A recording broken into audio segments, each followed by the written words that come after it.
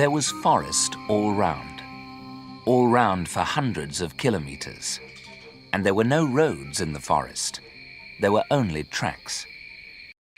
2 tents stood in a clearing. 2 men were standing near the tents. The younger man, Manuel, was making coffee on a small stove. He looked up at the sky. "It's going to rain today," he said. "I know," replied Leon. "And the rain will turn the ground into mud. Then we'll never get back to base." 4 men were working in the forest. They were looking for iron and other metals. Leon was the boss, and he was angry. It was early morning. Leon and Manuel were ready to leave, but Joe and Pedro were out in the forest. "They left in the truck 2 days ago," said Leon. "They're very late." Joe was always making trouble. He was younger than Leon, and he was clever. He wanted to be boss. Manuel poured the coffee into mugs, and the 2 men drank it slowly. Suddenly, they heard the sound of a truck. "They're back," said Manuel. The truck came up the rough track. It stopped near the tents. Joe jumped out. He was a big man with red hair. He was smiling. His smile made Leon more angry. "You're late," said Leon. "Where have you been?" "Hunting," replied Joe, and he held up his rifle. "Hunting?" Leon shouted angrily. "That's not your job. We haven't time for hunting." "We were away for 2 days," replied Joe. "We're not very late." "I'm the boss here," Leon shouted. Joe looked at Leon angrily. He was not smiling now. "We're late, very late," said Leon. "The rain will start soon, and then there will be mud everywhere. We must leave now." Manuel took down the tents, and Joe and Pedro put the boxes into the truck. "Hurry!" shouted Leon. "It's 10 o'clock. Let's go." Soon, everything was in the truck. Joe sat in the driver's seat. Leon sat beside him. Manuel and Pedro climbed into the back of the truck. Joe started the engine, and the journey began. They drove easily for the first 20 kilometers. Then they came to a stream. "There was no water here last week," Pedro shouted to Manuel. "Look at the water now!" The stream was full of water. Joe slowed down and drove the truck carefully through the rushing water. They crossed the stream, and Joe drove faster.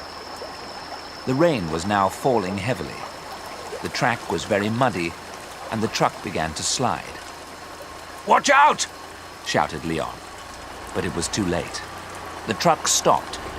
The wheels were still turning, but the truck was not moving. The wheels were turning round and round in the mud. Leon got out, and Pedro and Manuel jumped down. Joe sat in the driver's seat. Leon looked at the wheels in the mud. Then he looked up at Joe. "It's your fault," he said angrily. "You were driving too fast." "Pedro, you cut branches from those trees," ordered Leon. "And you, Manuel, throw the branches under the wheels." Pedro got a large knife out of the truck, and Manuel helped him. Leon turned to Joe. "You, come and help us." Joe did not move. "I'm driving the truck," he said. "That's my job." "I'm boss here," shouted Leon. "Come and help us." Joe did not say anything. He did not get out of the truck. Leon looked at him angrily. Then Leon walked away. Manuel and Pedro threw branches under the wheels. "Okay, that's enough," said Leon. "Let's go." Joe started the engine again. Pedro and Manuel pushed the back of the truck. The wheels turned and the engine roared. But the truck did not move. "Push harder!" shouted Leon. Suddenly, the truck moved forward. It was out of the mud. Pedro and Manuel shouted happily. At that moment, a large branch flew up from under a wheel. It hit Leon's arm. He stepped back and fell in the mud. "Stop the truck!" shouted Manuel. "Leon's hurt!" At midday, it was still raining heavily. The track was covered with mud. Joe drove slowly, and the truck did not stop again.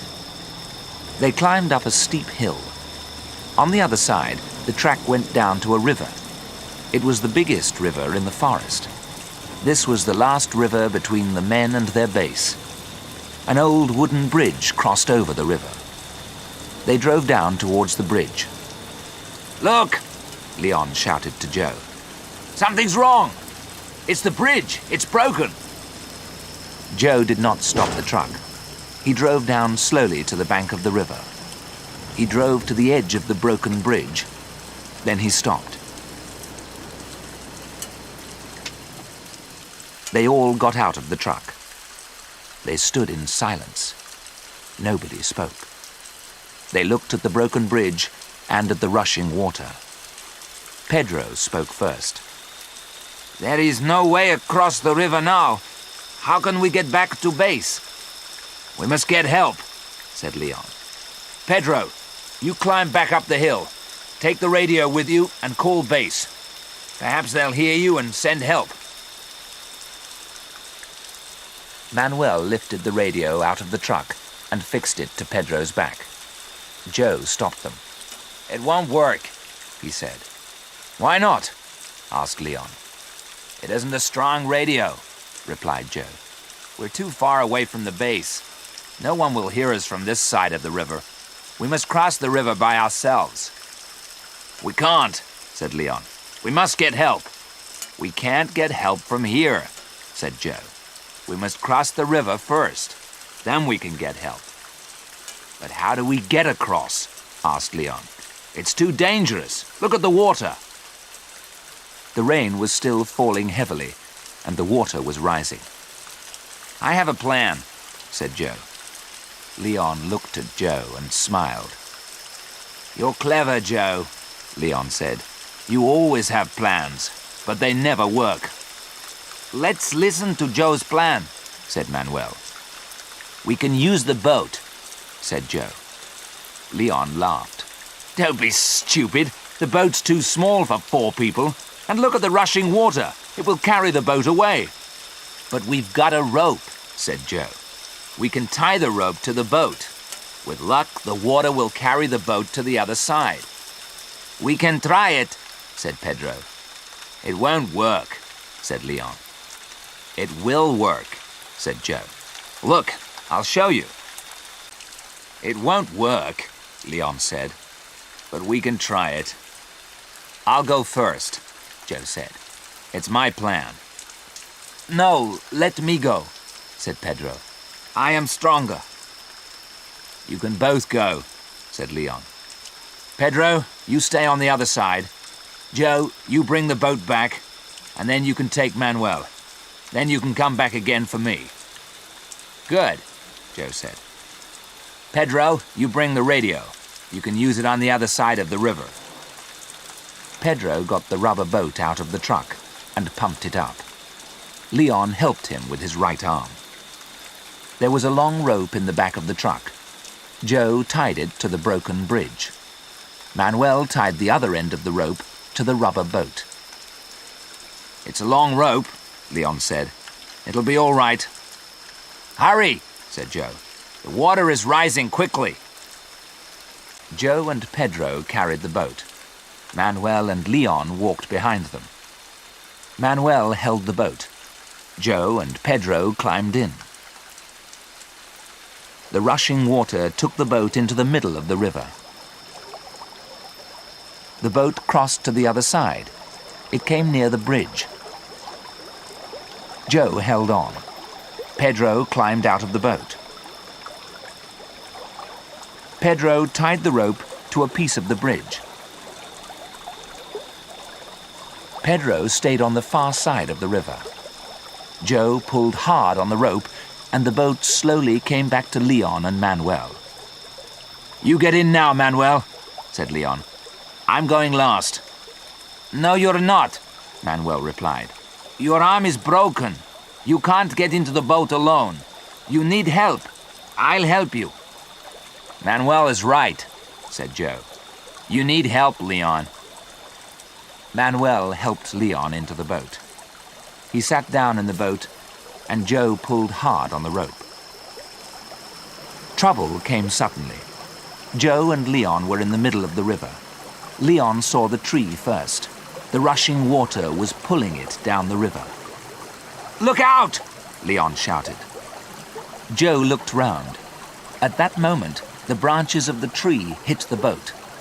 Joe held onto the rope. His feet slipped, and the boat moved away from him. "Hold on to the rope!" Leon shouted. But Joe did not listen. He let go of the rope and swam towards the rubber boat. Joe was a good swimmer, and he soon reached the boat.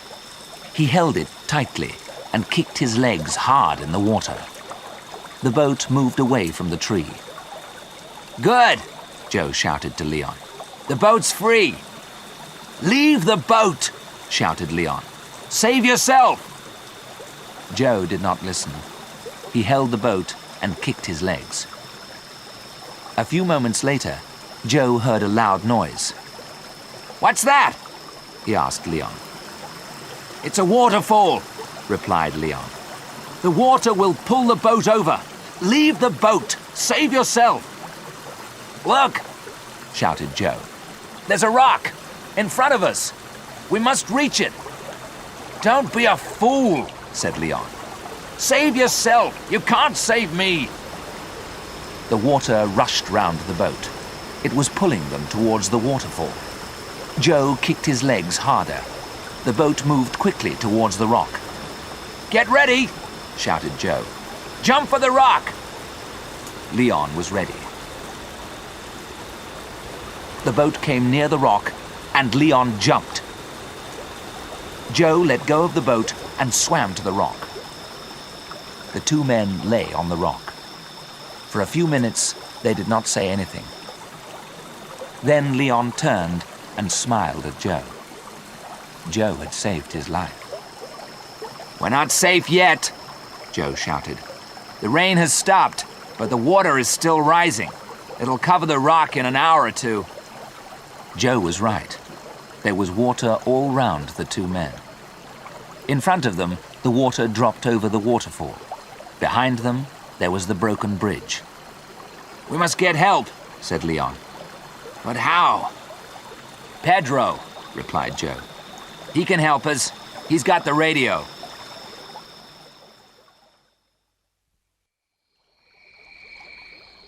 Pedro was waiting on the far side of the river. He watched Joe and Leon. They climbed onto the rock. They were safe. "They won't be safe for long," thought Pedro. "I must call base and get help." Pedro climbed up the hill behind him. He walked quickly for half an hour. At the top of the hill, he climbed onto a high rock. He took the radio off his back and pulled out the aerial. Pedro spoke into the radio. "PX-75 calling base. PX-75 calling base." He waited and listened. "PX-75 calling base. PX-75 calling base." There was no reply. "PX-75 calling base. PX-75 calling base." Philip was sitting at the control desk. He was listening to the radio. PX-75 was Leon's number. Philip turned the dials of the radio. The voice became clearer. "Hello, PX-75, said Philip. "This is Base. What's your message? Over." "Hello, Base. PX-75 here. Pedro speaking. Can you hear me?" "Loud and clear, Pedro. What's your message? Over." "We're in trouble," said Pedro. "The bridge over the River Sandano is broken. Joe and Leon are on a rock in the middle of the river. They are above the waterfall. Can you send help? Over. Pedro climbed down the hill to the broken bridge. Manuel was waiting on the other side of the river. Pedro shouted and Manuel waved. Both men looked down the river. The water was rising fast, and the rock looked very small now. On the rock, Joe was holding Leon in his arms. Leon's arm was covered in blood. His eyes were closed, and he did not move. Then Joe heard the noise. A helicopter. It was high above the broken bridge. "A helicopter!" Joe shouted. "Leon, look!" But Leon's eyes were closed, and he said nothing. The helicopter was soon over the rock. A rope was lowered, and Joe held it. Then he tied it round Leon. Joe held Leon with one hand, and he held the rope with the other. Slowly, the two men were lifted in the air. Leon woke up slowly. He was still half asleep. "Where am I?" he asked. Then he remembered the rock and the helicopter and Joe. "Joe!" he shouted out. "Where's Joe?" "Don't worry," said a voice. "I'm not dead yet." Leon opened his eyes fully and saw Joe. Joe was smiling. Pedro and Manuel were standing next to him. The four men were in a hut at base. Leon was lying in bed, and his arm was in plaster. "You'll feel better in a few days, Leon," said Joe. "I feel better now," said Leon, "but I need a drink." "Water?" asked Manuel. "No, not water," replied Leon. "I don't want to see water again, not for a long time." And they all laughed.